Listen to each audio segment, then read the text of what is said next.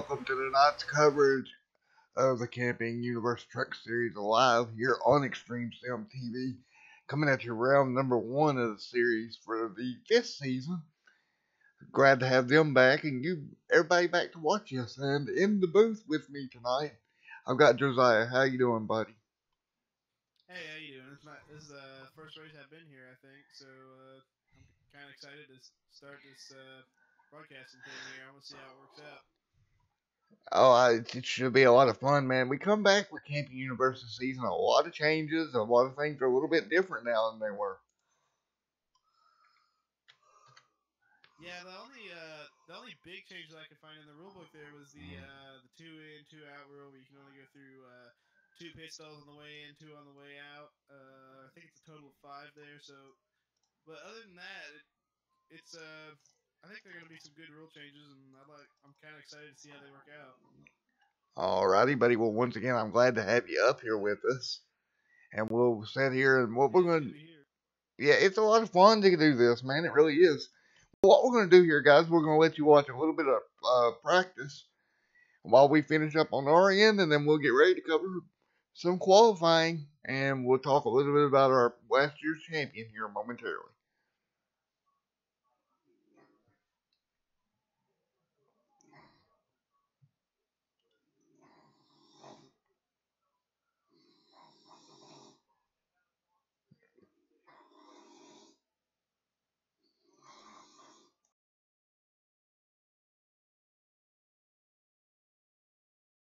Dan4, you muted on stream.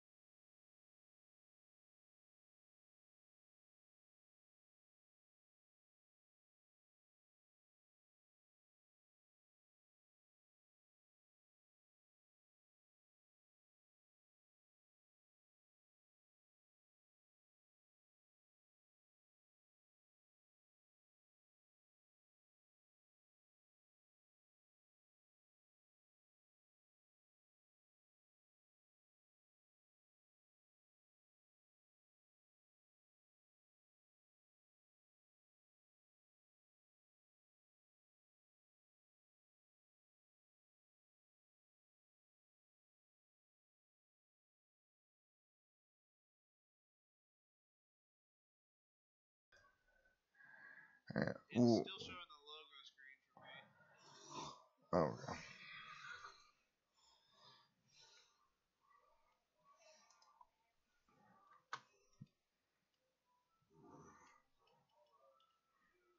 Have you done the transition on OBS yet? Because I could. 10-4, we're back. All right, guys, we're back here with about a minute left in practice. We're getting ready to get you out to the track. We had a small, minor little hiccup, but I think we've got it. All right, Josiah, looks good from my end. What about you, buddy? Yeah, it looks good to me.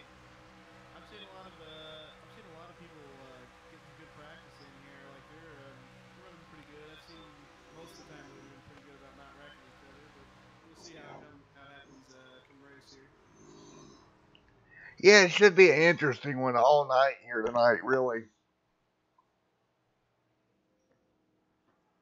Should be a good race, man. Should be. So, are you excited to be in the booth now?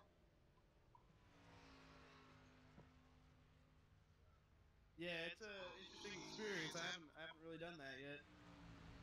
I'm kind of excited to start the broadcasting. Most definitely. Well, look who's in, right now in practice sitting second on the board. Jason, our defending champion, right back out there, right back at the top of the board again. No real surprise there at all. I suspect he'll be good again this season. He did good the end of last season, so no reason why he wouldn't be doing it good this year too.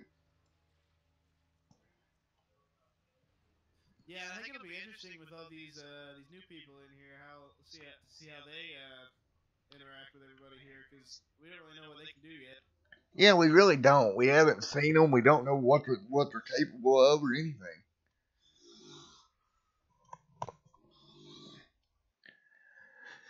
All right, 5 minutes of qualifying here. We'll see when we get some laps turned in here.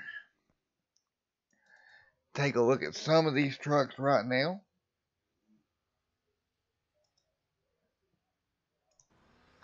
Right here in the number 31 machine, you got Levi.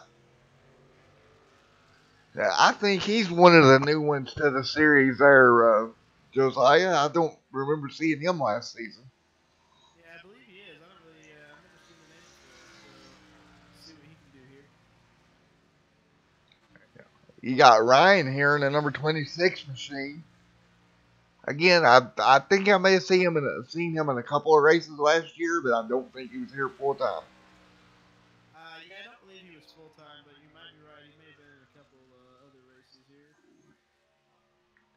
Edward here in the number 53 machine and that Harley Davidson machine. Again, another new face to come onto the scene this year.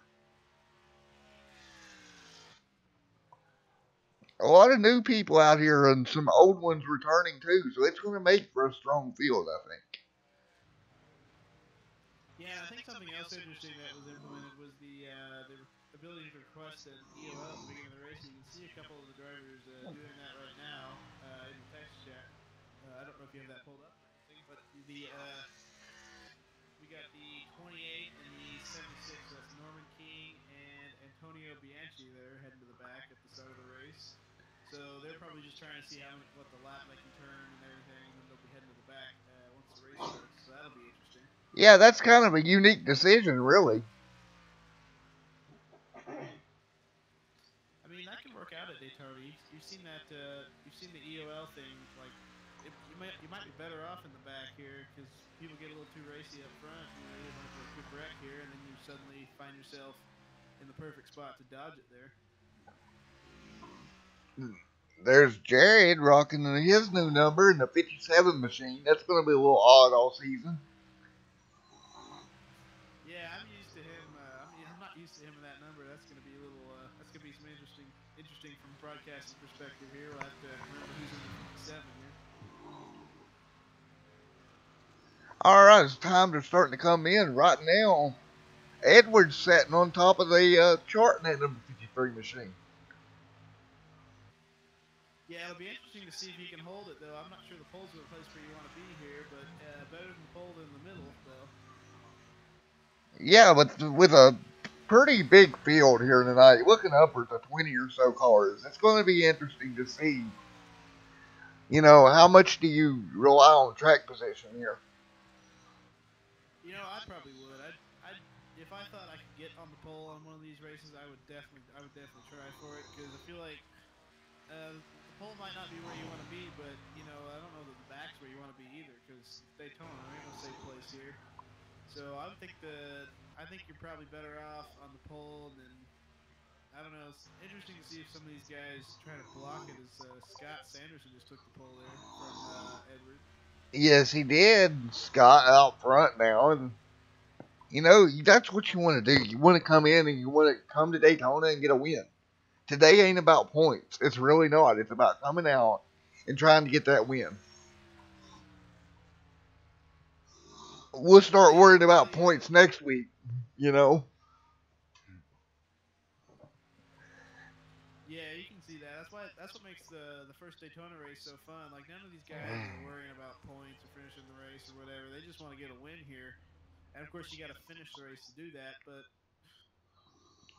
and again, Norman King just took second place here, but remember he did take the EOL. So currently the poll is Caleb Weekly, Scott Sanderson on first place, Scott Sanderson will be in second, and Ponte in fourth.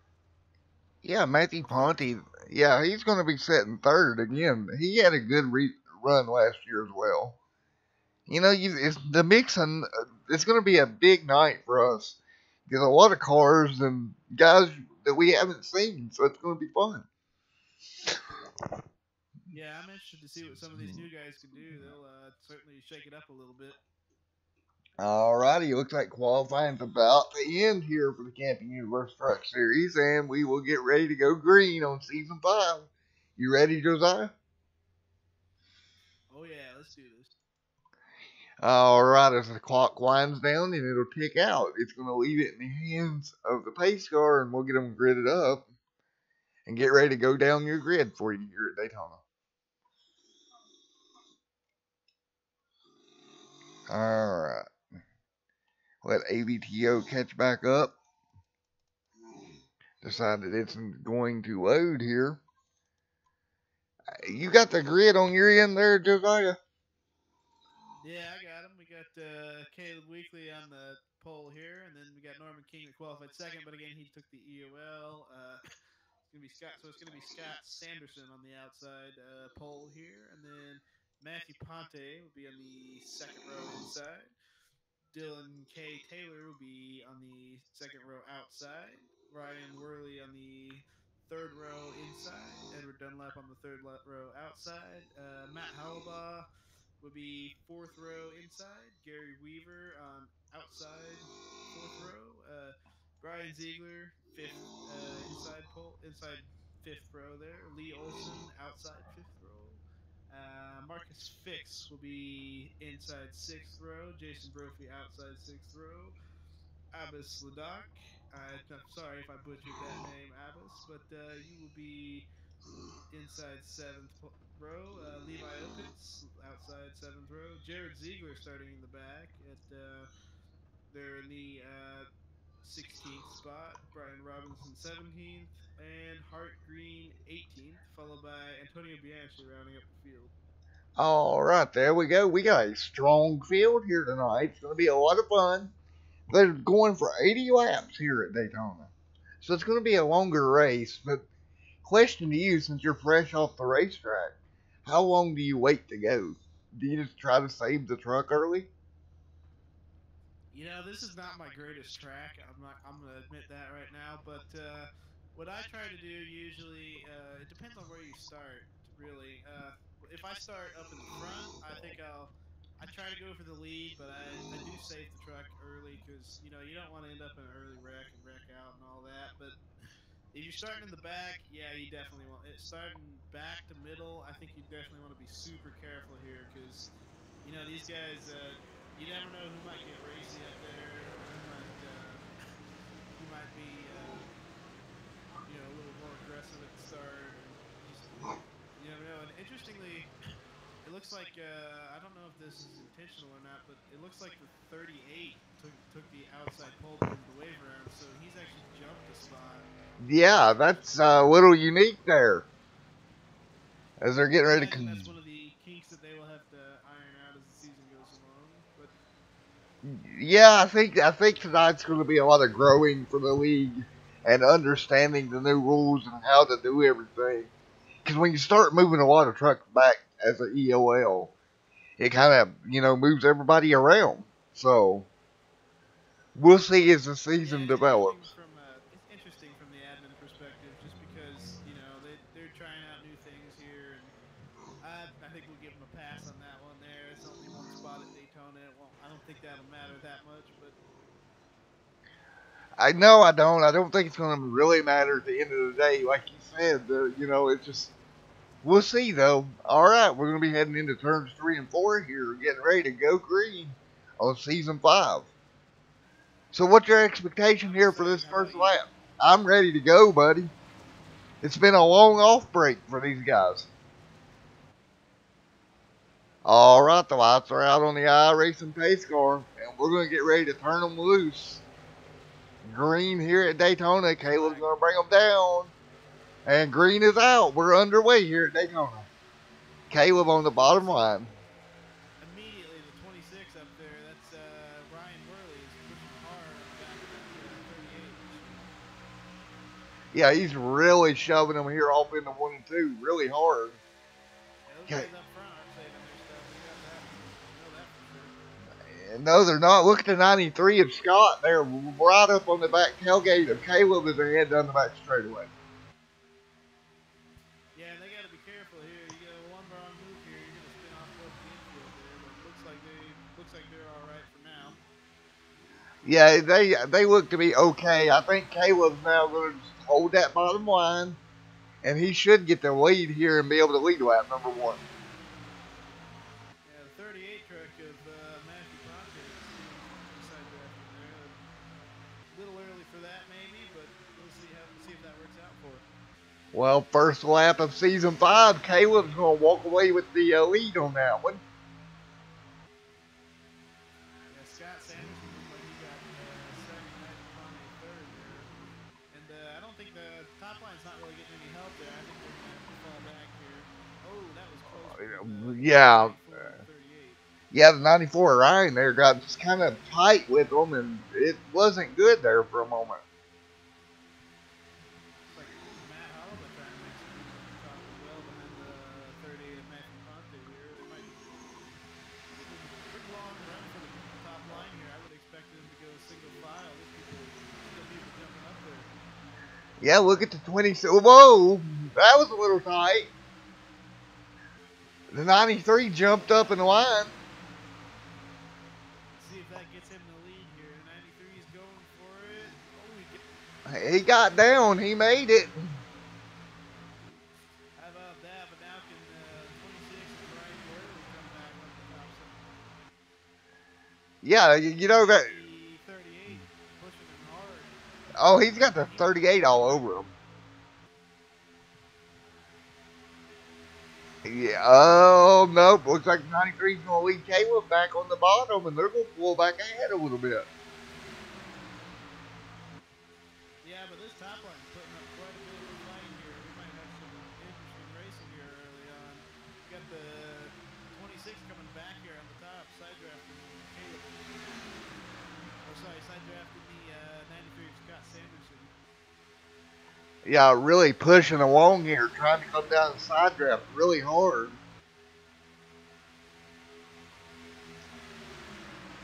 12 of Caleb Wheatley now on the bottom. Looks like Matt's going to drop out of the pack here and drop to the back.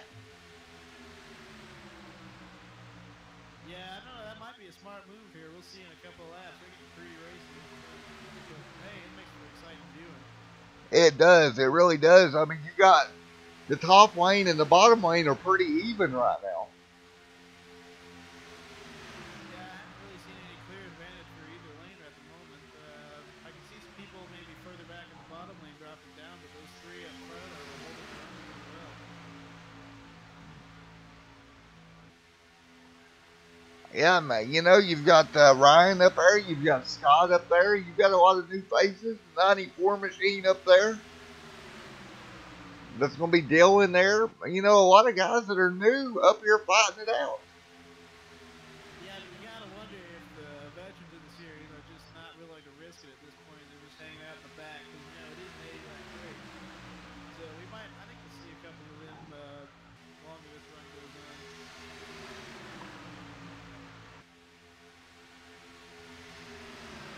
Looks like the top lanes are losing some ground here.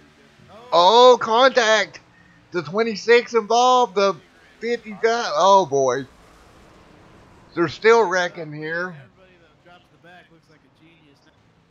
Yeah, whoa. 94 still losing it. We'll go back and we'll take a look. That was a big one there out into the trial. Yeah, it looked like the 26 just got into somebody there.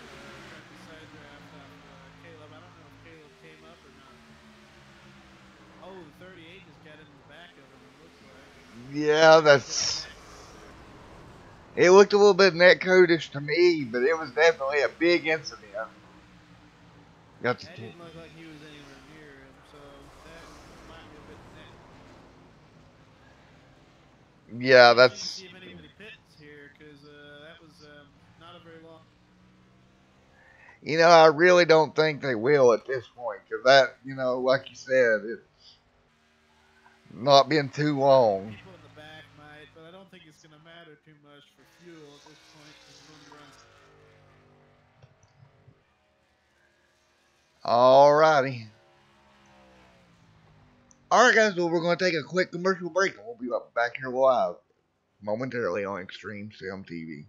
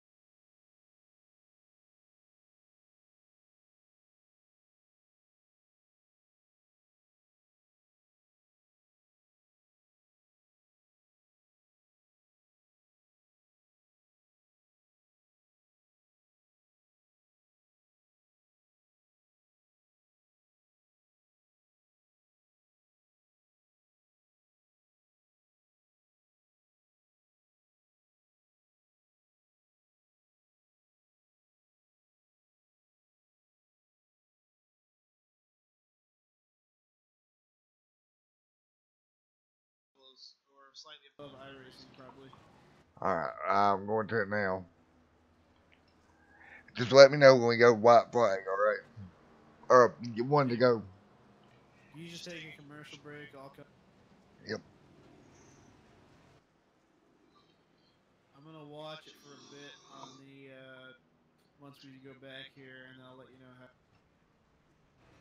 Send you a DM.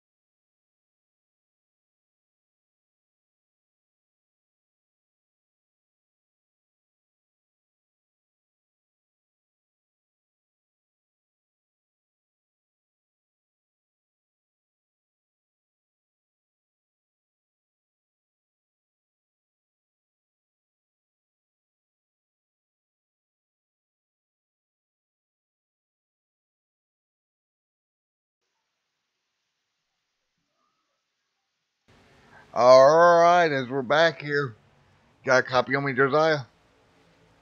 Yeah, I got. All right, guys, we're back. We had a little bit of technical difficulties, but I think we got it worked out here.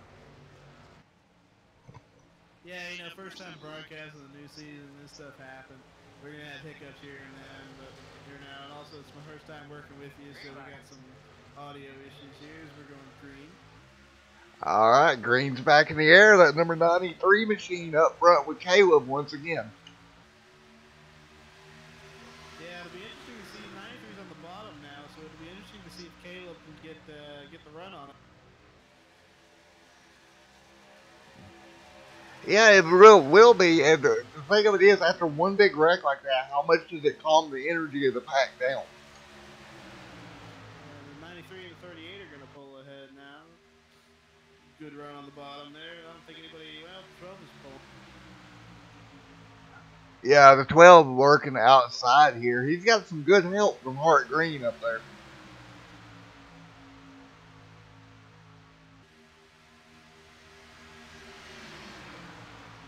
All right, here we come down the front straightaway one more time.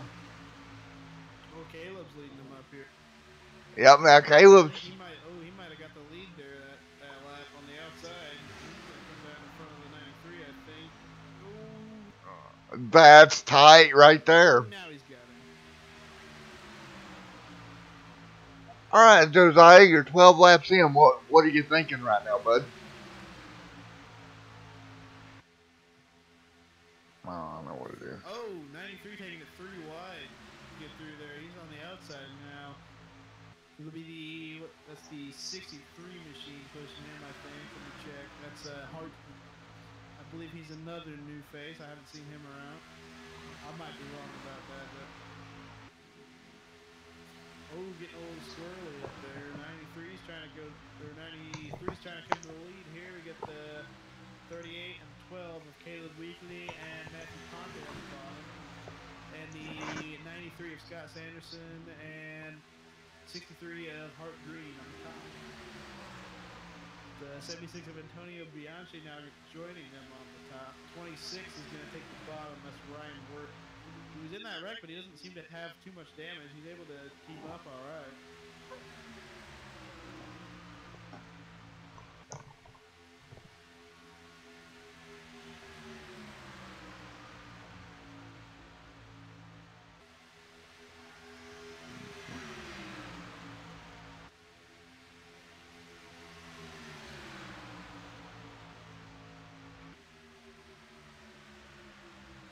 Oh, the 93 is going to pull ahead now. Come down. He might be able to come down in front. I think he's trying to get his teammate there behind him, the 63 down, and they're both going to. Above that, and then the 38 trying to make a move on the top as well. I think Caleb might have some damage here or something, or he just doesn't have. Got that two-man team of Scott Sanderson and Hart Green working pretty well on the bottom. Oh, there's a wreck up front. I don't know where it's at. Looks like somebody spun through the grass. Not gonna be any caution for that, I don't think. All righty, you got me back here, Josiah. Yeah, I got you. Sorry about the technical difficulties. Yeah, I lost you there for a second. I don't know why. I got you back. Sorry about that, folks. Nothing you can do when you're live, but try to deal with it.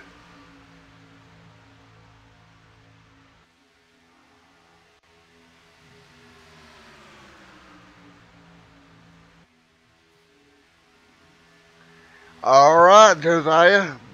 So 15 laps in, the 93's made his way up to the lead. He's got Hart with him, who's made a few stops. So, what's your thinking if you were him? Oh, if I were him, I'd probably just try and hang on to that spot. I wouldn't block too much, I don't think, but he's in a good spot right now because we got the 26 with some damage kind of holding up the line behind him. I don't think anyone's going to get around it though because his damage is minor. And we got Caleb and his teammate back there. I don't know if it's actually his teammate Matthew Ponte, this guy he's drafting with. And I don't know if they'll be able to make a move on him right now because Caleb really hasn't shown any. He he hasn't really shown anything on the high side except for he did have that pass earlier in the race. So we'll see if Caleb tries to make a move here, but I think they might be content to just ride it on for a while. Yes, he might. I would kind of think so.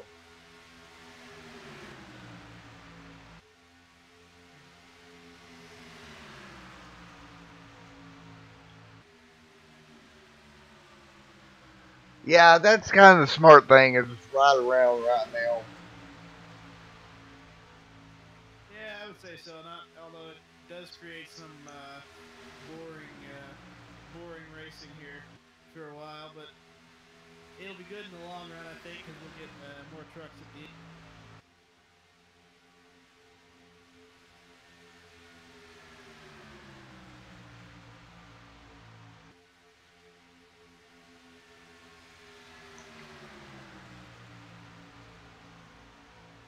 Yeah, that's kind of what I was thinking too there, Josiah.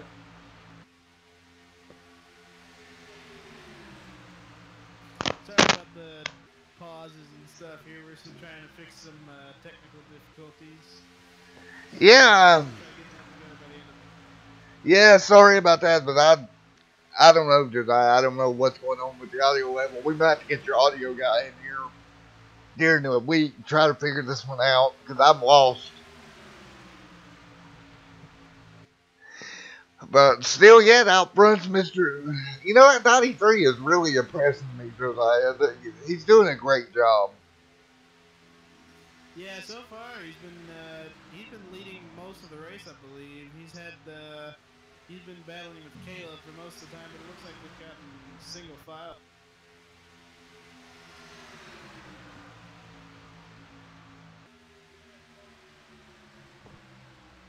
All right, 19 laps in. You know, it's as boring as it would be, just to ride like this, it's also very smart.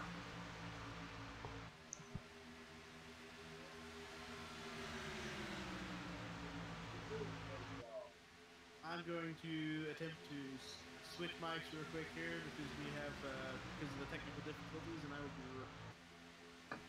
10-4, all right. Josiah's going to step away here, try to switch mics. We're going to continue at the race as the 93 machine of Scott Sanders still up front. I don't. You got a copy here? Yeah, I got you there, buddy. You still sound good. I just don't know why OBS ain't picking you up as loud. Yeah, I don't know either, but let's see if that fixed it. All right, Scott Sanders up front. He's got Hart Green right there with him as well. Yeah, they've been working pretty well together here. It's like I don't think they know each other. I think they just hooked up here in the. Yeah, they're just trying to work together here. That's all you can do.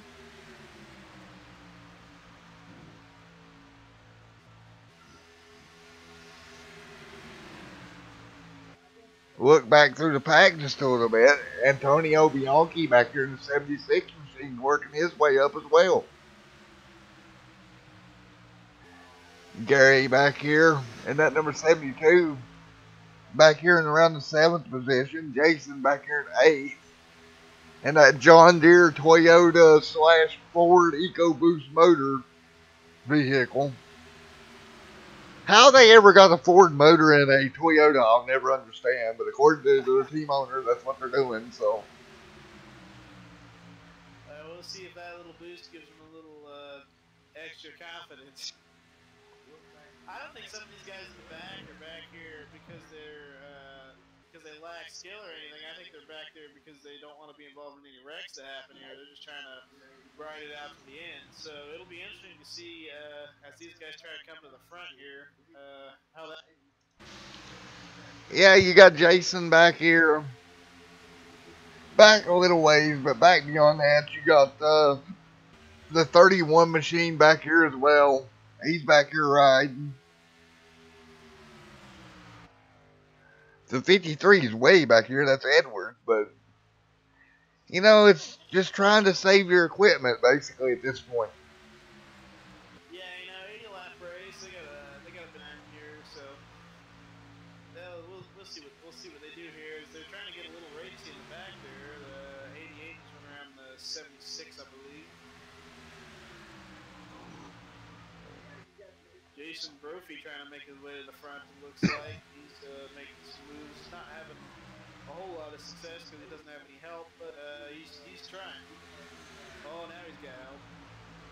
They're doing a great job, is Jason. Ryan right there as well with him. It's so weird to get used to Jason there in the John Deere colors.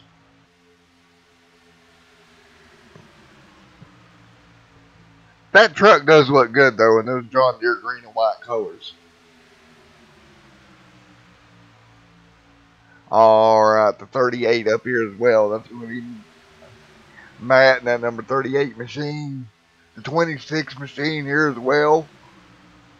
Just all in the line here, just trying to save your stuff as you're 23 laps in.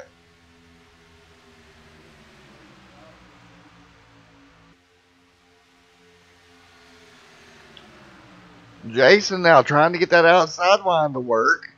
He's got a little bit of help. Yeah, 76 is actually Antonio Bianchi is actually looking pretty good so far. He's been kind of quiet. I don't think he's actually trying to get up in the front so far, but he is certainly trying now. He's got up there with the 38 of Matthew Ponte leading that line. They might be able to make some headway here because they've only got 3 cars in front of them here: the 93, the 63, and the 12, and it looks like the 26 has damage, so he's going to be dropping in behind them. Yeah, it really does. I'm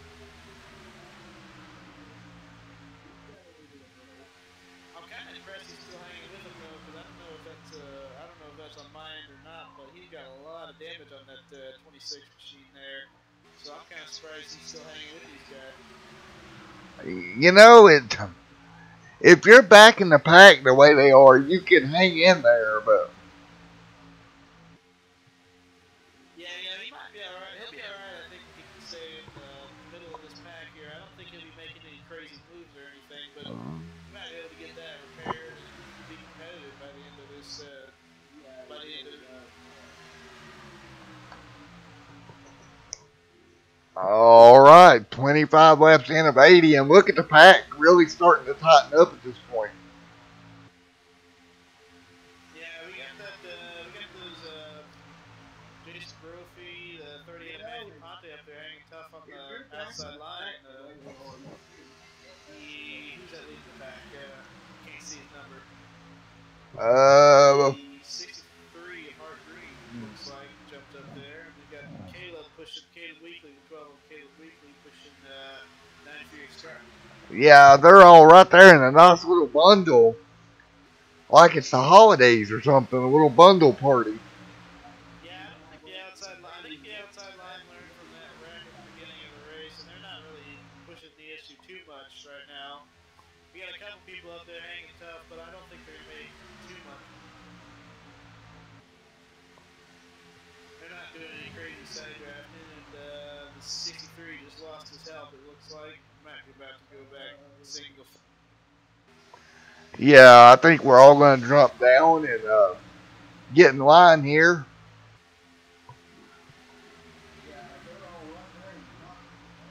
All right, guys, we're going to take a quick commercial break while they're all in line, and we'll be right back with you.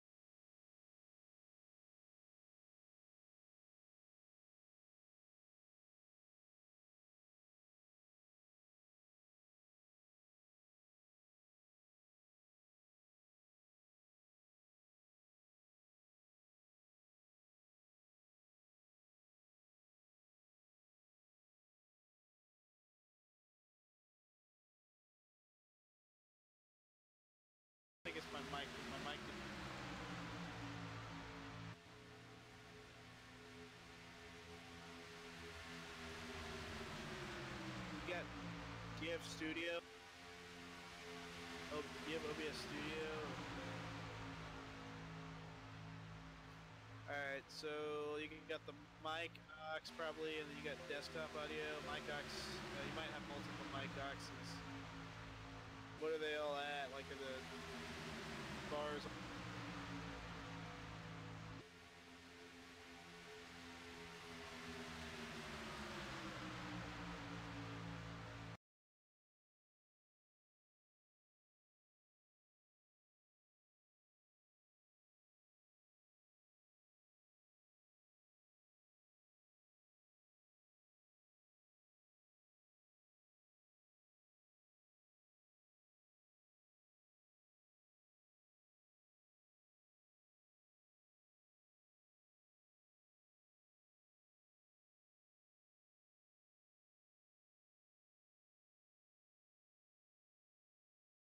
Sorry about the technical difficulties again. We're working on fixing that right now. Hopefully we've gotten rid of most of them. As we got some 38 making a move on the outside here. He's got no help though. I don't think he's going to do anything else. Still the same running order as what we were in break. We got the 93 in the lead of Scott Sanderson. Caleb Weekly behind him in 12. 76 behind him, Antonio Bianchi in third, and fighting for third currently with Matthew Ponte on the top. But Matthew Ponte does not have any help, so he will be dropping to the back probably at some point. Although he's hanging tough up there on the outside, so he's if he gets some help, he might be able to make the run for this. But I don't think he can do much else other than hold his position right now.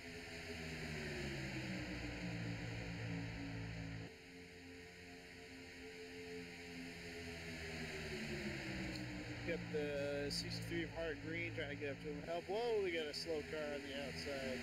Man, he went by fast. He might have some damage, and now they got some help. Caleb Weekly jumped up in front of him. I think Caleb might go to the lead. And man, look at how fast stuff can change it.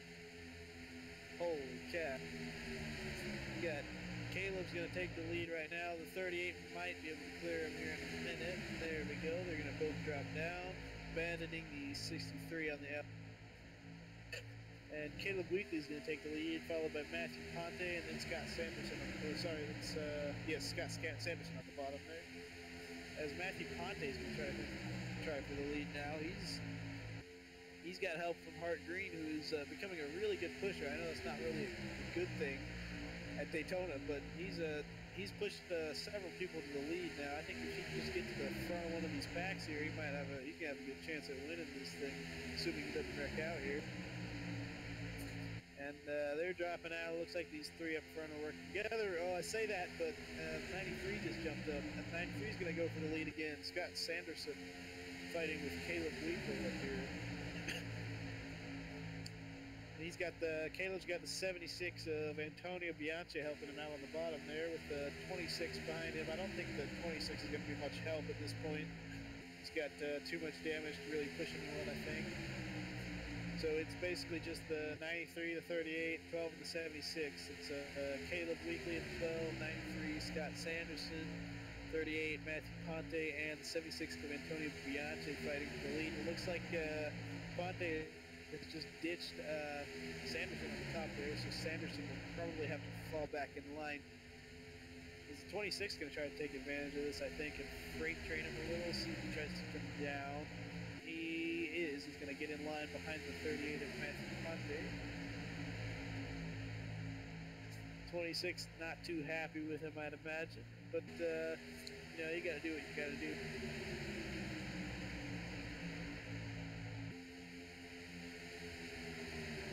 And we're back single file again.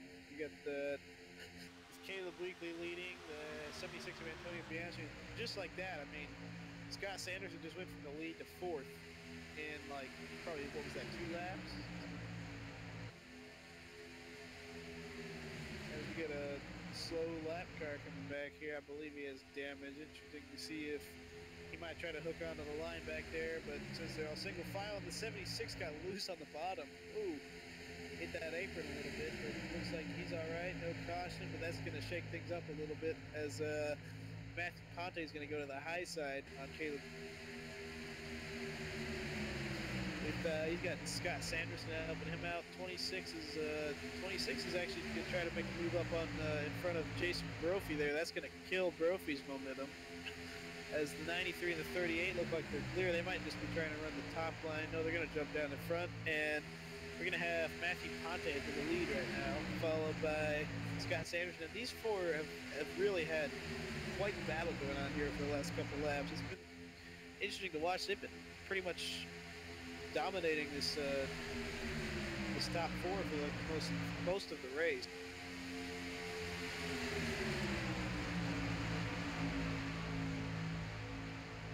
And I think the 26 might be holding up the line a little bit. That could be contributing to it because I don't believe he's fast enough. He's able to stick with these guys, but I don't think anyone can get around him.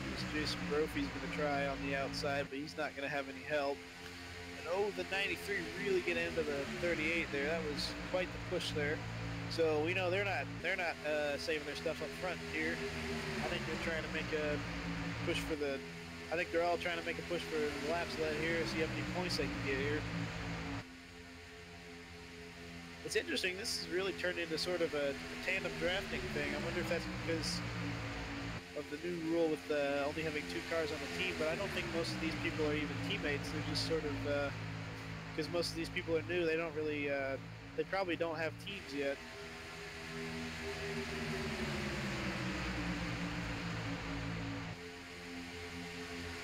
We got Jason Brophy still trying to make a move on the 26. I don't think he's going to get him, though, because he's got to have a little bit of help here. He's going to fall back in line, it looks like. Oh, Caleb hit the apron and he's going to wash up a little bit.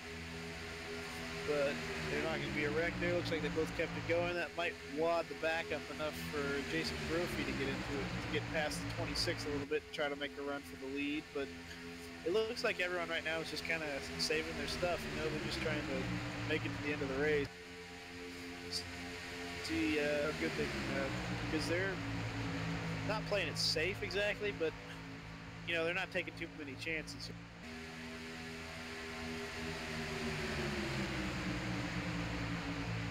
Alright, Josiah, you still there, buddy? Yeah, I got you. Alrighty, great call there. I've been over here working on the audio, and I kind of turned you loose for a while.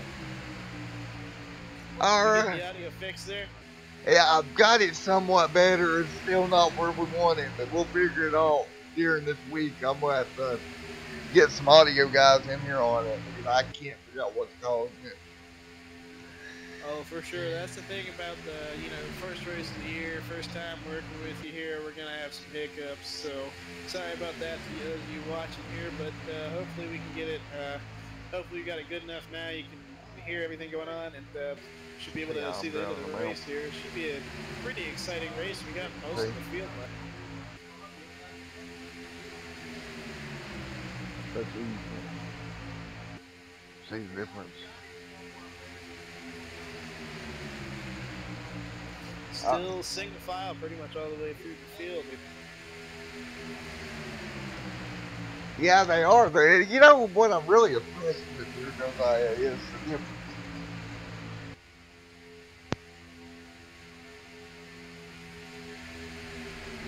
I don't know what's happening to your mic there, buddy, but looks like sounds like it's popping in and out of place or something. But yeah, I popped it out. Sorry about that. What I was saying is they're really taking their time. A lot cleaner of a race than what I kind of expected. Yeah, but this particular league has always been pretty good about being having some clean races. I mean, maybe not so much when I was there. I wasn't exactly the best driver in this league, but we got some good runs there. We've always had some good runs. We got these new people, and so far the only wreck has been a netcode incident. So I'd say they're doing pretty good. And whoa, this is interesting. It's like the 93 might be overheating a little bit. The 38's going to try to drop in behind him, but I think Caleb is going to take advantage in the week. Yeah, that's what it looks like to me too, and it looks like they're going to battle through the corner here. Let's see if he can get back in line here. I don't think, he ain't got nowhere to go. He's heading back to the back. you might have a hole in behind the 72, but for now it looks like Ponte is going to be dropping to the back, and he'll have to make his way back all the way through. As we got some pit stops going on right now, green flag pit stops. Jason Brophy going to the high side. I think this front pack is. Yeah, the 38's coming as well. Now keep in mind they don't have to do this very often. You really got to slow your truck down to get on pit road. Yeah, and this pit entrance sneaks up on you too. I've spun out plenty times here, and it's it's a bit tricky. It's because you're going from almost 200 mile an hour, maybe 180 in the trucks to almost to 60 mile an hour, and that it's really hard to not lock your stuff. Yeah, it really is. It's hard not to lock your tires up. It's hard not.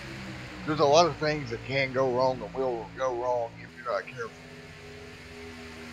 Scott Sanderson is going to win the race off pit road, followed by Ryan Worley. I don't think it looked like he didn't take any damage repair. I wonder if his damage isn't quite as bad as what I'm. Yeah, I think he will be okay as we're watching the repackage here.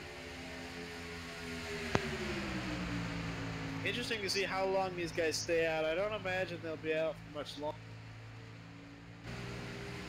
They might be trying some kind of fuel strategy though, because these are teammates, I believe. This is Assassin Motorsports up here, with along with Hart Green, who's the Hart Green, and I believe Gary Weaver are the lone people up here that are not on Assassin Motorsports. You got Jason Brophy, Matt Hullabaugh, and Norman King up in that group. And I imagine they will all be pitting together as they're coming this time. It looks like.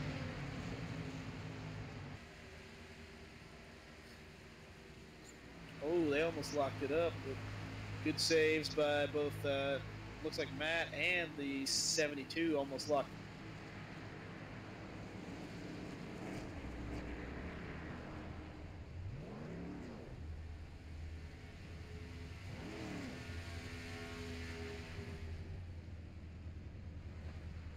And they're going to be a ways behind this pack. I don't believe this front pack here has pitted yet with Brian Robinson. That is Jared Ziegler. Man, it's so confusing here and seeing that 57 for Jared Ziegler. But he's up there. It's Brian Robinson, Jared Ziegler. Looks like Levi Opitz is in that pack. They're probably going to, they have not pitted yet, I don't believe, so they will probably be on their way in.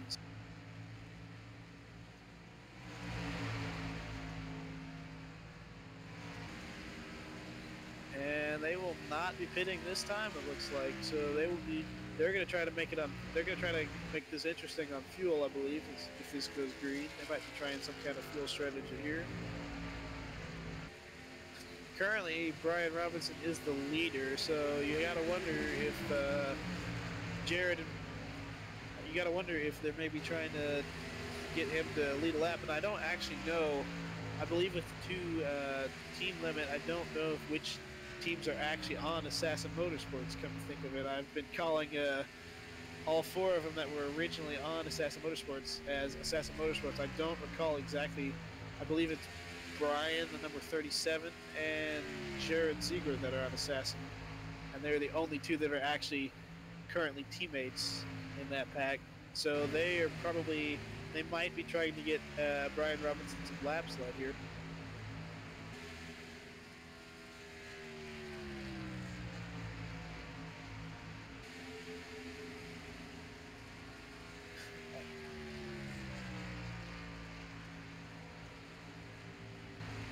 All right, you still there, buddy? Yeah, I still. All righty, we're going to go to a quick commercial break, and what we're going to do is come back for the end of this one. It's been a pretty good race so far. Yeah, it has. I look forward to seeing the end of it here after the break. All righty, we'll see you guys momentarily.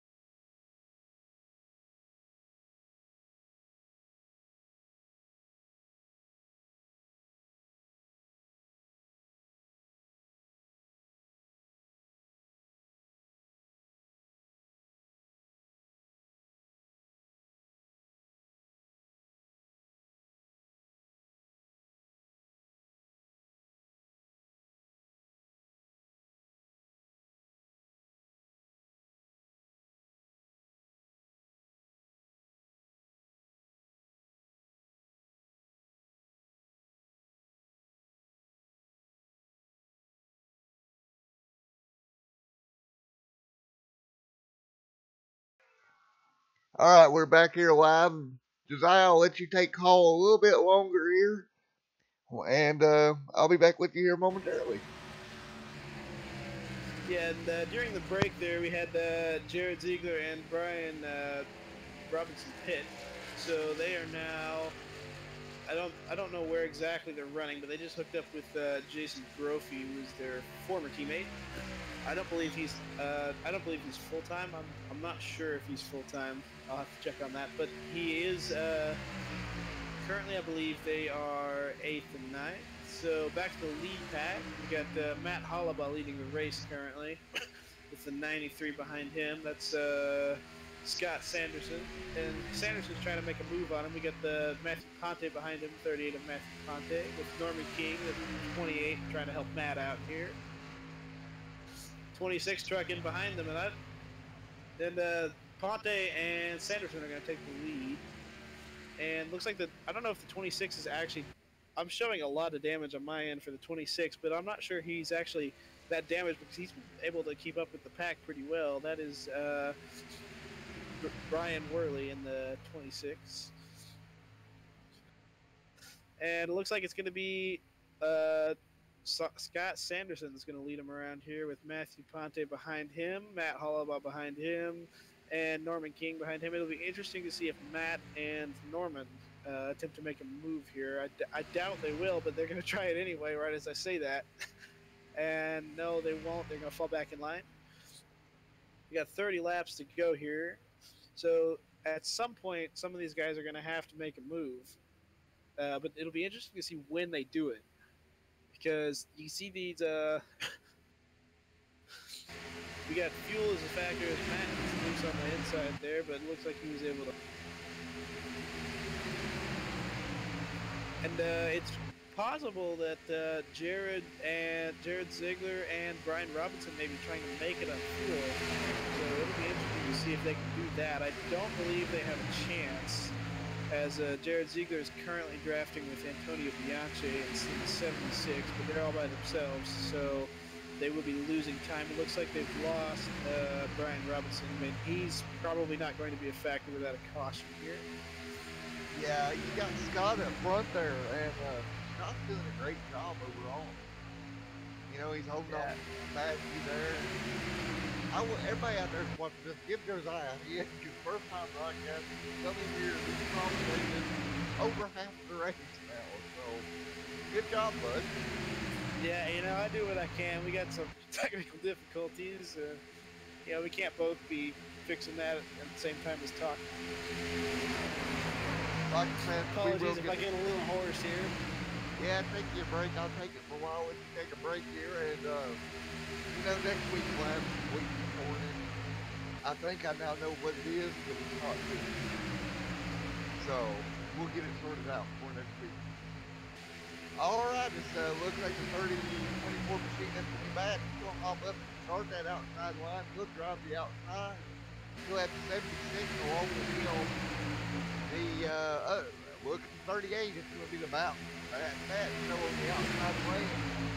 They're going to work together here. Now they're going to be too wide down the front straightaway. Across the line now, 53 of 80 laps complete. Now, across the bottom with the 38 machine. He's going to go down with the 93 shot to get right on that back bumper. He'll give him a nice nose. Down the back straightaway they go. Now he'll look at the bottom around the inside here, right on the yellow line. Nice bump drafting out of those two. Good job. You got the 24 of Matt Holbrook there on the outside. Looks like it would be the 26. Yes, it is. Really, they'll start to fall back now as the fourth car on the bottom and start pulling away now. Now 5 on the bottom lane. Looks like an extra truck coming way back there to the bottom as well. Oh, looks like for whatever reason there's 38 up to the high side. It's going to let the 28 machine sneak up through there. That's going to be Norman King. He's going to fall in second now. That was a heck of a move by the 26 to get down on the bottom there. And That just shows how quickly things can change. I stepped away for a moment, and we got a completely different look up here. We got the 93 sorry, the 93 of Scott Sanderson in the lead, and Matthew Ponte on the outside trying to get to it, with Matt Hollabaugh helping him out, Norman King helping the 93 of Scott Sanderson out on the bottom there. And it looks like 38 Matthew Ponte is going to take the lead. How about that? Yeah, well, look at that. He's going to work his way back up. Man, it's always these two up here. It looks like Matthew Ponte and Scott Sanderson. They pretty much dominated this race, aside from a few lead changes over various people working. Yeah, they've done a great job all race long. Both of them have. It's amazing how that works. Brian Robinson going to go a lap down here. He's had an unfortunate turn of events there. He lost the draft. Looks like he's not going to be much of a factor without a caution here. He does have the lucky dog though, so we'll see what he can do. All right, now getting down to it. Low green flag stint. This is probably the longest I've seen this year. Yeah, I think after the first wreck, I know it was Netco, but I think that calmed people down a bit, and now they're just trying to ride out to where they can make a move here at the end. As Brian Robinson might actually be able to attach onto the end of his draft here. That'll help his day out.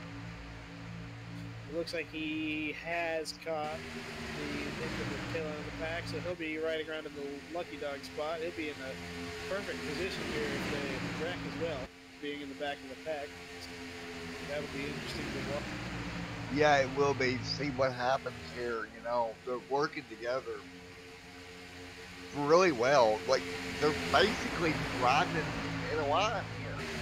And it's, you've got 30 to go. You've still got time to keep them wait. And that's basically what they're doing. Yeah, and something interesting, Jared Ziegler in the 57 is riding around with the 76 of Antonio Bianchi right now, and they're losing time, but they are, I don't think they can make it to the end, but they might be able to make it a bit closer than everyone else, so I'd imagine they're hoping for a caution, so that could be interesting to watch as well. He's last year's champion as well. Yeah, they're doing a great job. And, here's the thing. If they can save enough fuel, especially at the 57 there, Jason has been kind of pushed out of this equation as well. He lost the draft. But these two in particular, if they could save enough, they would have a big lead to finish this one off. Yeah, I think that's what they're trying to do. I don't know if it'll work out or not, but we'll see what happens with that. As another car going a lap down here, that is the 31 of Levi Opit. As that'll take Brian Robinson out of the lucky dog, but Robinson was actually 2 laps down as well. That's my mistake about that. The Levi Opit went out to the lucky dog. That's 1 lap down, and the next car up ahead of the leaders is Jared Ziegler. He's a ways up there, but he's going to be trying to stay in front of him as much as he can, because if they catch him, his strategy might be over. Yeah, it's a tough call to what to do right now. Look at Caleb working the outside lane now. He's got some help up there with the 26, so they might be able to work their way up to the lead. Hart Green's going to pour out as well. The 93 thought about it, but he couldn't really fully come in. Now he comes up, he'll pull up now.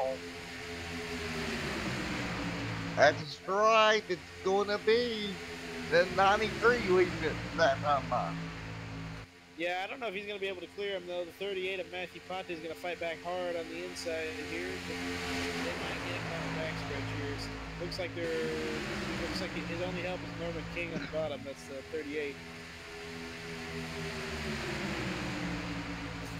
Top line has 26 of, who's that? I'm forgetting his name. Ryan Worley there with Caleb Wigley in the 12. 24 is Matt Hollabaugh. 72 of Gary Weaver. Which Gary Weaver is an interesting interesting addition to this because he doesn't actually race a whole lot, but he did win the first series. He was the first series champion. So I don't know that I've seen him in a long time, but he's up there. He's up there with the leaders.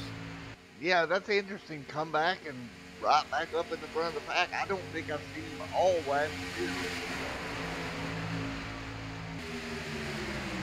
So as a driver now, let's take a step back. What is your plan at this point in the race? What do you want to try now? Me personally, again, it really depends on where I'm at in the pack. If I'm up here with the leaders, yeah, I'm going for it. I'm not going super hard on that. I'm not side drafting the heck out of them on the top line, but I am thinking about leading the laps here and see how many laps I can get so worst case scenario here, you lead a bunch of laps and you get your points bonus. So that's my thinking on that. I would rather be up front than anywhere else. As Matthew Ponte almost loses on the. Yeah, he looks like he got a little free there, and that definitely caused him issues.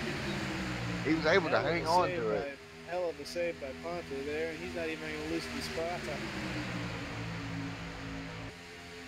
Yeah, that inside line looks really strong now. You got the 12 on the outside trying, but it's just that inside is, with the 28 in the line, the 72 in the line, the 24, you just can't outrun that many cars. Yeah, don't look now, but they're starting to catch Jared Ziegler. His strategy might not work out so well for him. See that? Me personally, as a driver, I've tried that strategy, and I'd rather be running with the lead pack. And it's risky, but you're not gonna win any races by sitting in the back, riding around with a friend, and not really losing time the whole time. It just doesn't work. Yeah, it usually don't, but again, I don't know that they anticipated such a long green flag run either. Yeah, this surprises me even. I didn't think they'd run for this long, but especially like they're not even. It's not like they're running single file anymore. They're all up here jockeying for position, 2 wide, all the way back. They haven't gotten 3 wide yet. We haven't seen any crazy side drafting, but they've been pretty clean race so far. Yeah, we're coming up on 15 to go here, so you got to start thinking about fuel, and do you have enough to make it when you make that next stop? And that is the advantage of Jared Ziegler's strategy. Is I believe he might be close to making it. I don't know. I don't think he'll be able to make it outright without a caution. But if there is a caution, that works extremely well for him because he could potentially stay out and lead the race at that point. As a 58 truck will a lap down up there on the outside. It's Brian Ziegler, who is not having the greatest nights. I believe he was involved in that wreck at the beginning. It's a shame. He's a pretty good driver from what I raced with. Yeah, he is. He really is a good driver. All right, now everybody jumps back in line. Coming up on 66 now. Once again, up front, Scott Sanders, new to the league, up front, leading this one. Norman King, the team owner of last year's champion, running second. Caleb Wheatley third. You got Ryan back there fourth. So a good strong top 4, top 5. In 5th place, you got Matthew Ponte. 6th is Gary Weaver. So a lot of new faces up front here tonight. Yeah, but I think the X factor in this particular race is going to be Norman King up there because he's in the perfect spot up right there in second because all he's doing is riding out and seeing what happens. And at the end, he's going to try to lead that front pack. He might be trying to do something now actually as he jumps to the high side on Sanders. Yeah, he jumped up there, but Caleb didn't go with him. Caleb left him up. I don't think that's going to work. He only got the 38 of Matthew Ponte helping him out there. They're probably going to head to Matt Holloway's trying to help him, but I don't think he's got enough to run. No, I don't think so either. He's trying really hard to help Norman. I know those trucks are strong too, but because he's going to jump up and get a big run now.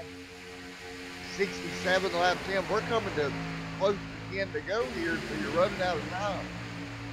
Yeah, here's where you start. Here's where you pull out the side drafter. I'm side drafting the heck out of this bottom lane here because the way this race is going, we might go green in the end, and I want to be in the lead no matter what. As Norman King, I think, is going to take it. He's not going to clear him yet. The 38, he might be trying to get the 38 clear as well, as Sanderson is going to go back and take the lead back from him. Matt Hollabaugh's jumped up to help him. The 26 of I keep forgetting Ryan Worley. I swear, he's up there with him. 72 Gary Weaver on the bottom as well. I don't know who else that is on the bottom there. It's 63 of Hart Green. I think he led a couple laps. He's kind of dropped to the back. I wonder if he's trying to make his way to the front now. Yeah, I kind of wonder about that as well, as now the pack really starts to jostle around. Really trying to figure it out now. Now you've got two distinct lines. Norman with a lot of help now. He's just about cleared Scott on the bottom lane. If he can get clear and jump down, that would be ideal for him. I think he was clear there. He might be trying to get the 38 of Matthew Ponte in behind him so he can keep the lead a bit easier. But looks like as we got, 10 to go now? Coming up here to 10 to go next time by, I believe.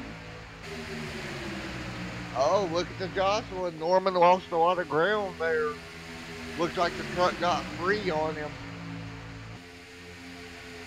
Yeah, you don't see that as much in the trucks as you do with some of the other cars, but it does happen, especially if someone's all over your back bumper there. So you might see him get we're gonna see him get a lot more aggressive here towards the end of that. I imagine we might see a couple of wrecks here. Yeah, 72 might try to jump up and help him. He's thinking about it. Yeah, at this point you gotta kind of go. So, oh, look at them. He will help them, so that might give them a little boost that they need. Matt Hollabaugh's going to help them. It's a hard green.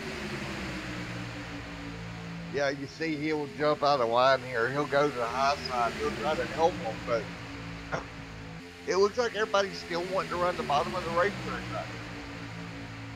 Yeah, for now, I think that is the preferred line. Norman has been able to clear them on top there every now and then, but I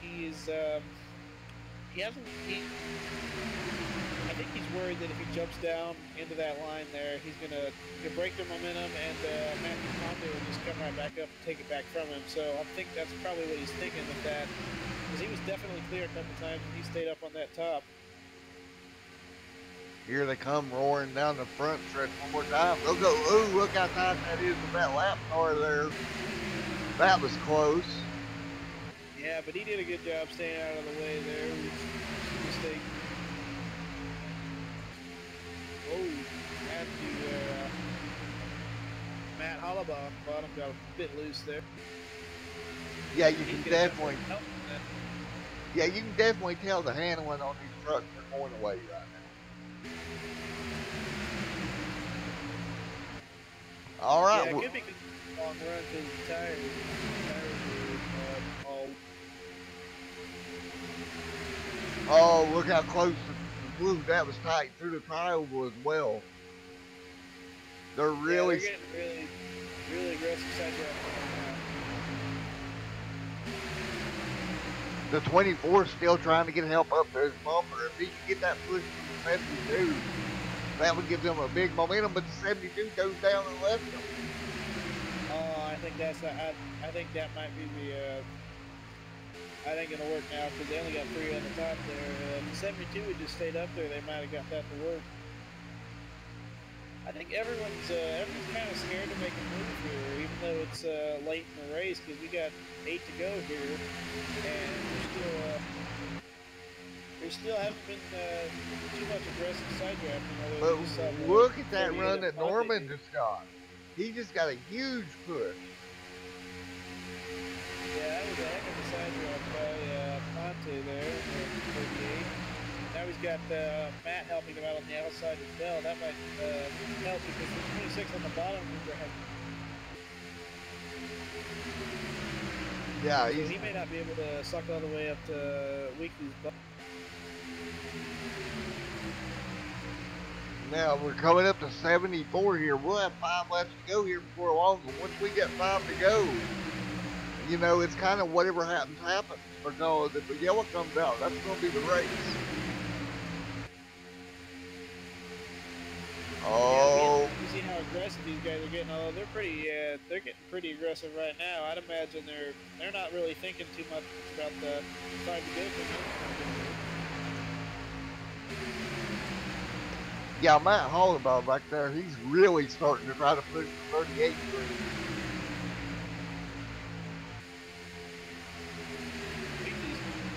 Weekly is trying to get underneath that 93. That's going to be interesting if we can pull that off. If we try to take him 3 wide there. I don't think that would.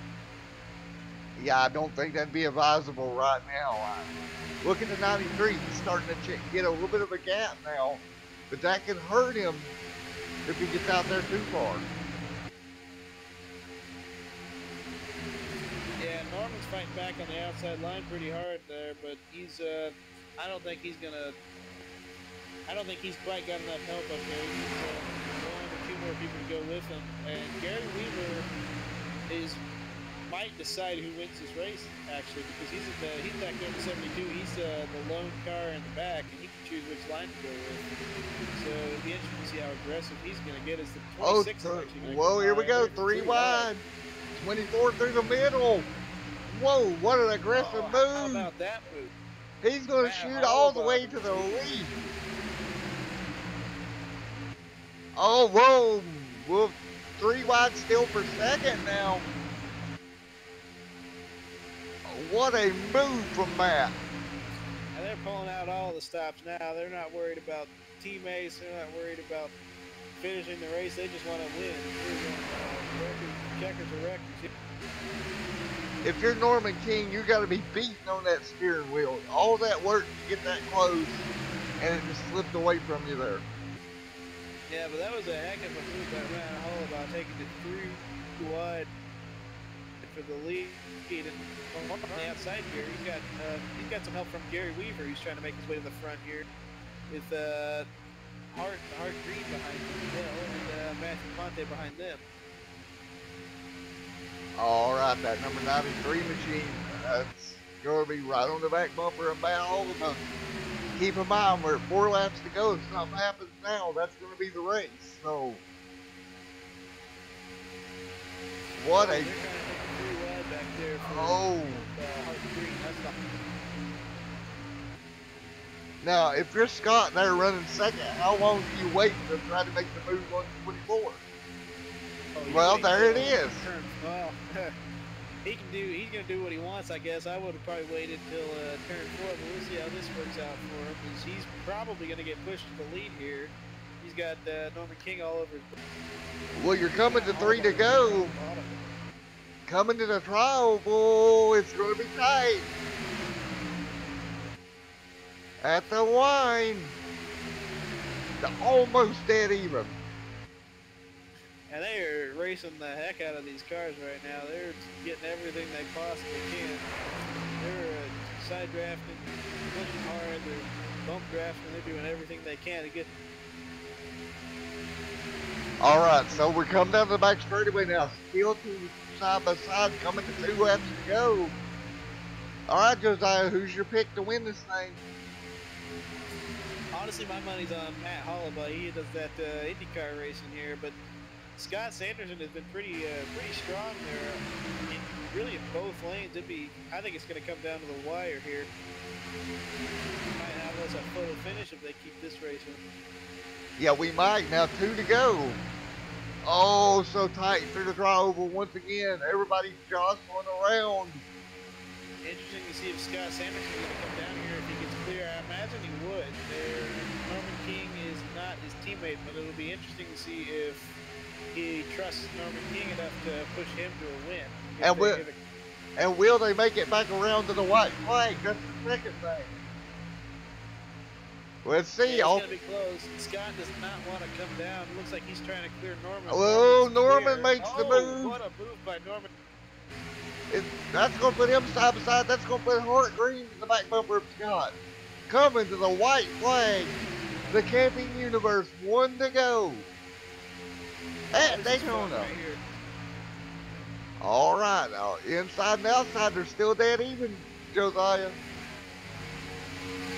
we got Norman King and Scott Sanderson jostling for position. It'll be interesting to see if one of the guys behind him, Hart Green or Matt Hollabaugh, tries to make a move. Because remember, Hollabaugh tried to make a move earlier that made a move earlier that was where he could get pretty wide because they're coming down the back. Oh, here we go. Oh, Oh, contact. he did it again. Oh, Hart Green goes around. oh, that didn't work. They're still racing it back. They're still reckoning the 38's going to be on the outside of the 93. Coming towards the stripe. Side by side, they touch. They touch. The 92 through Oh, the the fence. 72 might win this. The 72 through the grass. I Who think got? Gary Weaver won that. I'm Holy showing cow. Gary Weaver as your winner. What a race. We're going to go back and we're going to look at timing and scoring as they're wrecking off into turn one. All right, now it's showing me Gary Weaver, number 1, Matthew Ponte, number 2, Hollabaugh 3, Worley 4th, and we. That was a heck of a finish. I don't think I've ever seen anything like that, even when I was racing. All right. Cow. Holy shoot. All right, guys. So we're going to check with the admins because Gary did go on the pit road to miss that accident.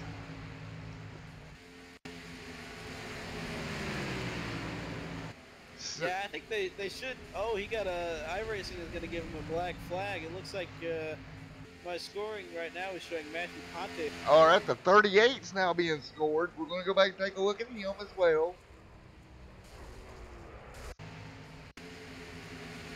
Because that's really interesting that the 38 stayed on the racetrack. The 38 never left the racing surface. Yeah, and I don't think the 72 tried to leave the racing surface. He just got caught up in that wreck there at the end with the 93 and 38.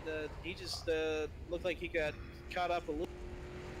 All right, we're going to take you back, all the way back to turn 3 and back straight away when all this broke loose. Because this is where all this started now.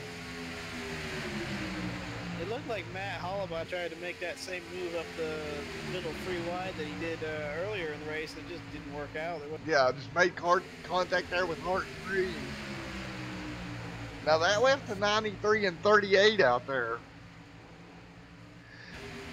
Yeah, I don't really blame Matt for that either. That was he's just racing for a win. That's just last lap at Daytona. That's how that's how that. Now the 38 got pinched in the fence. Clearly was involved in the accident. The 72 technically passed him. It's just do you deal with the black flag or do you retract it? And can they at this point due to scoring purposes? Currently, I just heard over the radio that they are giving Matthew Ponte a provisional win, pending that review, which I'm sure they're going to review this because Gary Oh. Weaver, he did go through the pits, but he didn't go through the pits because he wanted to. He went through the pits because he took. Yeah, that's okay. First off, that's the craziest finish I've ever had on the channel. Holy shoot! We're gonna get the Hey, interview. I guess I bring good racing with me. I guess so. We're gonna grab an interview here. We're gonna kind of wait just one moment, guys. We're letting the admins do their thing. I'm sure they're down in the booth reviewing everything as we speak. Yeah, it'll be interesting to see what they decide. I don't think I've ever seen anything like that in iRacing or in real life, for that matter. That Yeah, but for me, was something else. all right. So if you look at the situation, you could really score it either way.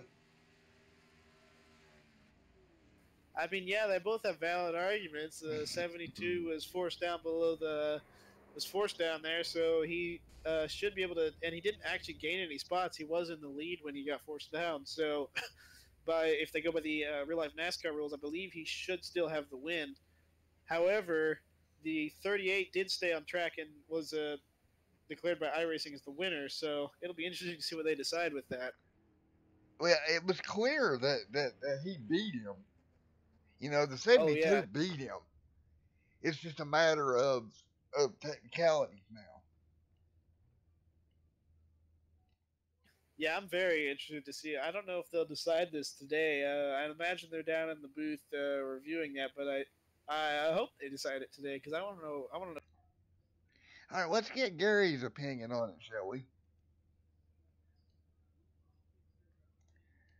All right, Gary, Matt with Extreme Sim TV. You got a copy of me, bud? Yep. All right, could you walk me through the end of that and the way you look at the end of this one? Yeah, the way man, I don't know, but yeah, as far as I know, they're looking at it in about 30 minutes or so. That's what Jared said that they'll finish up. But yeah, I saw them wreck off turn two. I had the draft as well, so I just went as far low as I could have, and well, I just went pretty much as far as low as I could have. Ended up going through the pit entry, so that's I got a black flag for that through iRacing itself. So it was like unofficially won in a way in my mind. I think I deserved that. So man, that was a fun race though. Yeah, that was the best finish I've ever seen in my career in iRacing as a driver or as a broadcaster. That was Yeah, I wasn't really sure whether or not I should have done a burnout at the end. So I'm just like, oh yeah, I'll just park diagonally in my pit stall. I was just thinking, I don't know, since I didn't really win, but I kind of did in a way. So that was but yeah, that was insanely exciting. So I'm hoping that I got the win in the results, but if not, then that is how. All right, so what we're going to do right now, we're going to let you go, and we're going to wait around here a few minutes. I know they said 30 minutes, but I'm going to wait. I'm going to keep the broadcast up for a few minutes until we get an answer here on what's going on, because that again, this is a very unique situation. Um, Yeah. Alrighty, and once again, congratulations on the race, regardless. Because to be honest, you couldn't recreate that finish if you tried it 1,000 times. Like that was insane. So Yeah. we're gonna wait here, see what they say, and I'll bring you back down here in a little bit. All right. Alright, so what we're gonna do right now, we're gonna let you go, and we're gonna wait around. Alright, guys, so I'm gonna actually mute the mic here, and we're just gonna hang out for a minute. I'm not going to do any interviews because we really don't know exactly where everybody finished. We have no idea. So we'll be back with you.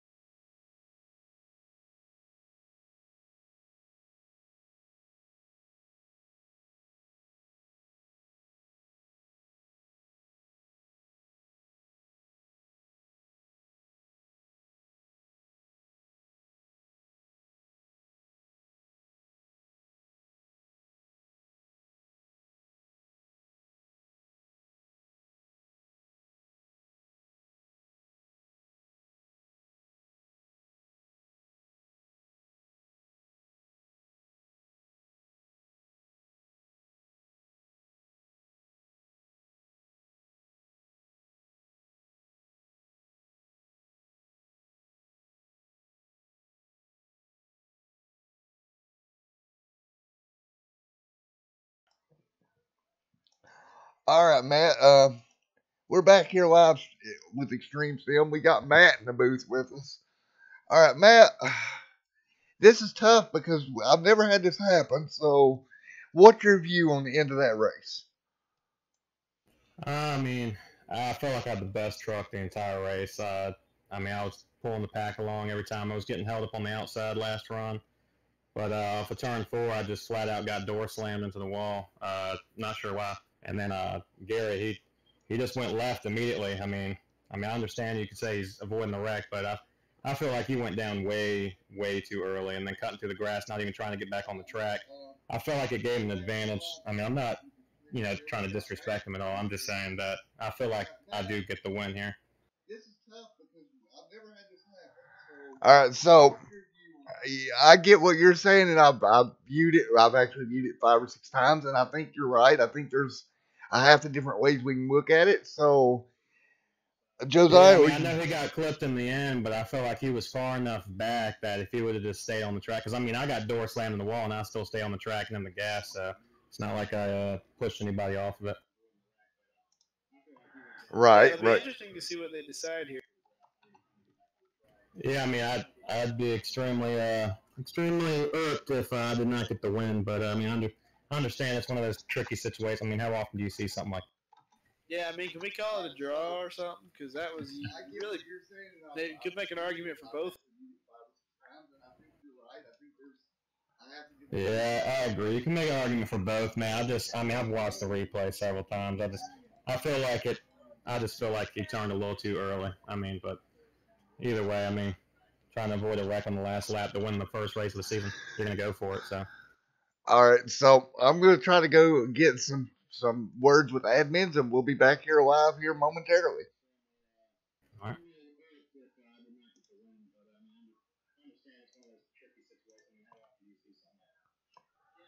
Okay, so we're muted again. I don't know how long to stay on. My God. Let's get Gary up here. Let's have both of them in the booth at the same time. Hang on. At least that'll kill some time. Like, don't fight or anything, but All right, let me grab Gary.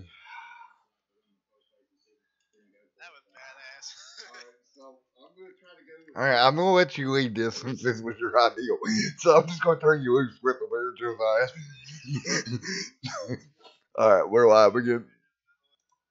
All right, So we're good. Go. hey, we're back here, and we got both Gary Weaver and Matt Ponte in the booth. I mean, we said pretty much all we can say about this thing. There's an argument for both of you. I mean, I know you guys both think you're gonna win here, but it'll be interesting to see what they decide. Yeah, I don't know about Matt, but my goodness, I still have no idea how I managed to even save that. Yeah, I just got flat out door slammed. I don't know why he slammed me. I mean, we were racing for the win. I got door slammed. I mean, that was the dodge in the first wreck and then having that happen at the end. But I mean, regardless of who wins this, I think that's one of the best finishes that I've ever seen. They just announced the winner as according to the admins. Gary Weaver will be the official winner. After review, he obeyed the rule about using pit road to avoid an accident. It's acceptable that it will be reviewed. Went low to see the 98-38 wrecking. Would be forced lower with the 93 spot on the apron. Matthew Ponte, your second. Matthew Hullabaugh third, and Ryan Worley fourth. That was a heck of a finish. Man, talk about winning in style. My goodness, that was. Uh, Yeah, it ain't a good run unless you got grass on your tires. And All right, so Gary, we're gonna get your interview here. You've won this one. What's your? Yeah, I know there's not much left to say after all that, but wow, what a win! that's pretty much just the comment. It's just wow, what a win! Oh man, that was. Oof. Well, I'll just get the thanking people out of the way because, well, especially driver 24, Matt. I cannot pronounce his last name. I think it's Hollabaugh, but probably butchered that. But yeah, he and I worked together throughout the race. I've known him since season one. So season one, I was of this league. I was the champion as well. So yeah, that's definitely one way to return to the league as well. So that's that doesn't put people on notice, and I have no idea what will because my goodness, that was absolutely insane to drive. Alrighty, well, once again, congratulations on your win here. Thank you. Alrighty, well, we'll get you up there. We're gonna pull Matt back down here and do his second place deal, and well, we might pull you back down here in a moment. All right. All right, before we pull Matt in here, Josiah, sorry about the way this is done here at the end, guys, but this is a situation that I've never dealt with, and any race I've covered, and probably will never have to deal with again. That was just insane, Josiah.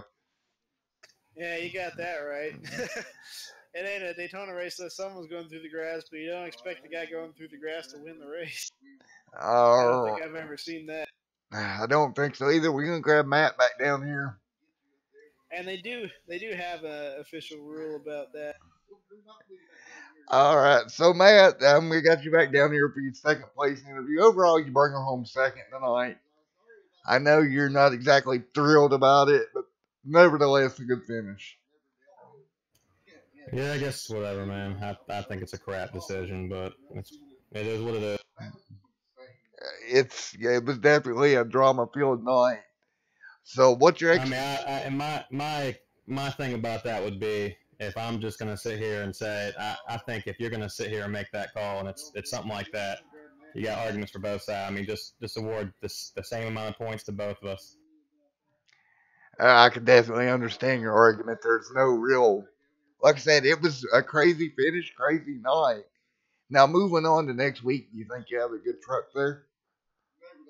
Oh yeah, I'll be fine. Alrighty, man. Well, congratulations on your second place finish. Yep. Thanks for broadcasting. No problem. All right, Josiah. He's definitely heated about it. I understand. You know, the admins had a situation that they had to make a call, and they Well, wasn't I'd be a heated about it too if I was him. well. That's The, understandable. from my point of view, guys, I'm just gonna put this out here before we go to third to wrap a bow on this whole situation. As an admin of a league, in my perspective, there was no good call to make. You were going to Yeah, make I agree with somebody you. mad no matter what you done. The only way I don't envy Jared with that decision. the only way that you not have that happen is basically a tie. And I've never heard of a league doing a tie. If I was going to do a tie, it would have been in this situation. Because this is something in my years of league racing, broadcasting. Because, guys, you got to keep in mind, I've been league racing since 2009. It's over, what now, going on 10 years? I have never seen a situation like this. Yeah, and I mean, I see why they made the decision. The decision was because of they actually do have a rule in the rule book about that says using pit road to avoid an accident is acceptable to be reviewed. So obviously they're going to go with the rule there. But man, that was a finish. Wow, what a finish. We're going to get mad in here and then we'll wrap the show up. But this is just most definitely what you get here at Extreme Sim TV. You're not going to find a finish like that anywhere else. I pretty much guarantee you. So, all right, we're going to get Matt in here. All right, Matt, you got me, buddy. I got you, Matt. Hey, All right, Matt. you brought her home in third officially. I'm pretty sure at this point that you're Yeah, third. that's what I've been told. First off, what have you got to say about the end of this thing? Uh, feel pretty bad about like what happened to Norman at the end of that. Like we were chatting in the kind of the race chat #1 channel. Just I went for that gap there at the end, and it just didn't work out. And yeah, it just closed on me, and he received the worst of it because he's actually the only car that was involved in that didn't finish. And then later on, exiting turn 4, like when I saw, I thought I had no chance at all to even finish in the top 3. And then I just saw the car that was on the high line just start drifting lower and lower and lower, and then one car went into the pits, and it just everything just it just went crazy, and then there were a car wrecking in front of me, and I thought I was actually catching the guy that was still on the track, and um, who was that again? Ponte. Um, I thought that he was. For a second there I thought I was going to pass him, but that didn't work out. And then I just looked over to my left because I'm in VR and saw just Gary just going along doing this thing and just avoiding the wreck and coming home with the win. Alrighty, well, congratulations on third. I mean, I don't even know what, as a broadcaster, as a former league racer, I don't even know what to say about this finish. It was one of the craziest things that I've physically seen. Yeah, I agree with you there. That was cool. Plus, like with 5 to go, I just want to just say I have no idea how I pulled that move off to get from like fourth to first. That was I don't know where that came from. So if you attribute that to skill, no, I don't know. Yeah, that was a heck of a move there. I can't wait I'm to see the surprised that worked, and I we thought you were trying that again. We thought it might work again when you pulled that move, but there just wasn't room. yeah yeah I was actually in race chat number three with season one champ Gary Weaver, and I was telling him I have no clue how I pulled that off. Pretty much exactly what I told you. I So, just so yeah. I'll let you behind the curtain for a minute, and this will make you Good. laugh. One of the people in the chat that jumped in and jumped out come back in, and they said, "Holy crap, Storm! I left. Come back. What happened?" And they're trying to piece this together in chat. What's your Twitch channel again, so I can go ahead and It, follow it, so I can look at it, this. it's on YouTube, and I'll send Oh, it it's to you. YouTube. Okay. Yeah, Okay. I'll Yeah, please send it do, to you. because I want to watch the replay from your point of view. Like, okay, so for the viewer that just come back, otherwise known as High Skittles, basically what happened, well, I'm gonna explain this. We had a huge wreck, and then we had a car in the grass, and then we had a car on the racetrack, and both of them could have physically won the race. Basically, go back and watch it because it's great. That's all I've got to say. Um, so anyway, guys, Matt, nice to see you in here. Great finish, man. Yeah. Thank you, man. Thank you for having me. We'll let you out of here, and me and Josiah's gonna wrap this one up. And holy cow, what a night! Yeah. Yeah. Thanks for broadcasting. Thanks for having me. Thanks to Chevy for my real fast race truck. Thanks for the Verizon IndyCar series for sponsoring this. Ha ha Kind of an ha. interesting sponsor, but yeah. Yeah. Okay, before you go, let's explain this Verizon IndyCar running joke that you've got going on. So, you have trading paints going, correct? Yes, yes. Okay. So I discovered. So I typically actually will run IndyCar. I'm an IndyCar guy before I'm a stock car guy. I'm just in here because I'm friends with Jared. Um, and so I back during the DW12 era before the new IndyCar came out earlier this year. I was just browsing trading paints and I saw this one paint scheme. Let me find it real quick. Um, it was it was a NASCAR, a Monster Energy NASCAR Cup paint scheme for an Indy car. I thought it was hilarious, and that's my go-to scheme on the DW12. And I actually requested this guy transfer it over to the IR18, and he did that. I just running a contrary motorsports paint scheme just tickles my funny bone, man. That's really all there is to it. And I was thinking, it would be funny if I ran an IndyCar paint scheme. So I just sent the idea over to Jared Ziegler, the league owner, actually, and my spotter occasionally in the IndyCar series. And he just decided, and we decided we'd work on it, and yeah, now I actually have a Verizon IndyCar scheme that I ran in this race, and I also when the Camaro ZL1 came out, I commissioned him to go ahead and make me a paint scheme for that too. That looks pretty good in my opinion, also. And that's really all there is to it. I just thought it was funny. TLDR for the lulls. Alrighty, man. Well, it's a lot of fun. We're gonna move you up, and I'm gonna let me and Josiah get out here. Josiah's throat's killed. Mine, I had some audio issues earlier in the night, guys. I do apologize. I think I've got it diagnosed now, unfortunately. It looks to be Discord, and I know this happened with other broadcasters as well.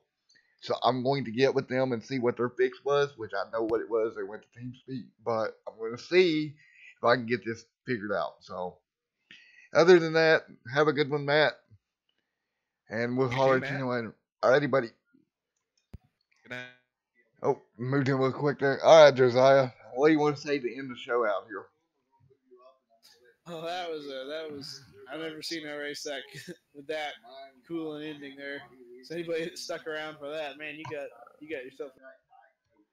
That's going to iRacing, I think. I'm going to submit that for the end of the month deal because that was great. I'm going to see if Max Speed will actually help me out in editing that a little bit.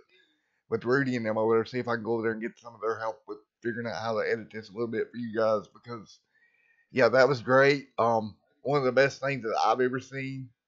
And we're gonna get out of here, but before we do, I can't resist bringing Jared down here. I can't resist, so we're gonna grab him. Hey, Jared, Matt with Extreme Sim. You got me, buddy? Yes, I do. All right, so we're still actually on air longer than I've ever been on air after a race. But I can't let this go. That was amazing. It was. I having what was that, like 70 lap green flag? Yeah, we did. We had some audio trouble over here. We got it worked through mostly. Um, I've actually got to talk to you after the race. There might be a change coming. But I think it'll be for the better for us. But more specifically, what I want to talk about is that ruling. What thought process went into the ruling at the end of that race? The the win or not win for Weaver. Yeah. Yeah. So after the race, I didn't know what happened. I was still racing. They finished like 5 seconds behind me, so I still had a whole entire lap to go. And I looked at my relative and it said Weaver won. So I'm like, oh cool, Weaver won, congratulations. And then go the whole lap, complete my little race with Antonio and Jason there, and then look down and Weaver's in ninth place somehow. So I I go back to look at it, and it happens to be Brian Ziegler, the other admin. I was walking into my room at the same time too, so he started talking about it, looking at the rule book, and the rule book states you can go through pit road if you're avoiding an accident, but it will be reviewed after a race. Um, Weaver looking on his cockpit view, every driver imaginable would think, well, the 38 and the 93 are wrecking hot. They both went towards the wall and started wrecking.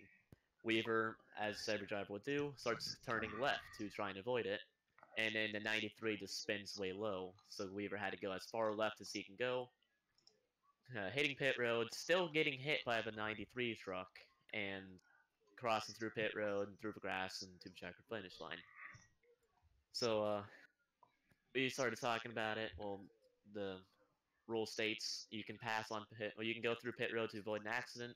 He still got caught up in the accident going through pit road, so therefore it was still a win. It was an unanimous decision between the three admins that we all thought Weaver should win that race. Alrighty. So what I'm gonna do is thank you, Jared, for your information. I'm not even gonna lie. We were up here in the booth and we were stumped. We were speechless.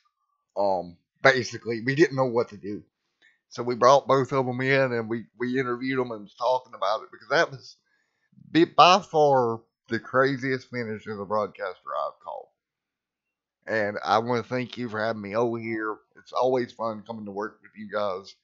And we've got a little bit of an announcement because on the page, originally I was guaranteed what the first, I think it was 10 races through Eldora. Well, since then it's changed. We're up to about 15 now at this point. And we have the intention of covering the full season. So it should be a great season. Next race is at Charlotte, and then we'll go to Auto Club. So, and Loudon will end out the month of December, I think. So that will be a good month, and we will see you next time here on Extreme Sim TV. Josiah, you got anything? Nah, I think you about said it. Alrighty, guys. Have a great night. Thanks for all the activity in the chat. And thanks for the help I had in the chat there. And we'll see you next time.